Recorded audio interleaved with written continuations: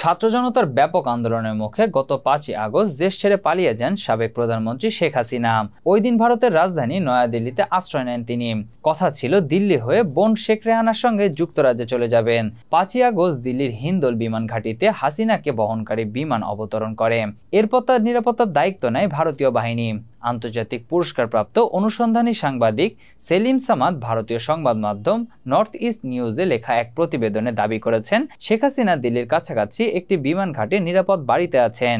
সেখানে থেকেও তিনি কারোর সঙ্গে যোগাযোগ করতে পারছেন না, আছেন এক প্রকার গৃহবন্দী।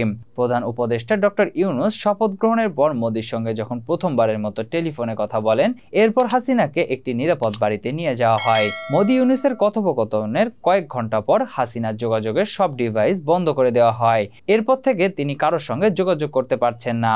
প্রতিবেদনে আরো বলা হয়, হাসিনার ওই বাড়ির বাইরে যাওয়ার অনুমতি নেই, এমনকি ঘাটির ভেতর সেনাদের জন্য থাকা একটি সুপার শপেও যাওয়ার সুযোগ পান না তিনি। অথচ তার বাড়ি থেকে সুপার শপটিতে হেঁটে যাওয়া যায়। এমনকি শেখ হাসিনার মেয়ে সাইমা ওয়াজেদ দিল্লিতে অবস্থান করলেও তিনি এখনো পর্যন্ত তার মায়ের সাথে দেখা করার সুযোগ পাননি। ছেলে সজীব ওয়াজেদ জয় মায়ের সঙ্গে দেখা করতে চাইলেও জয়কে দিল্লিতে আসতে বারণ করা হয়।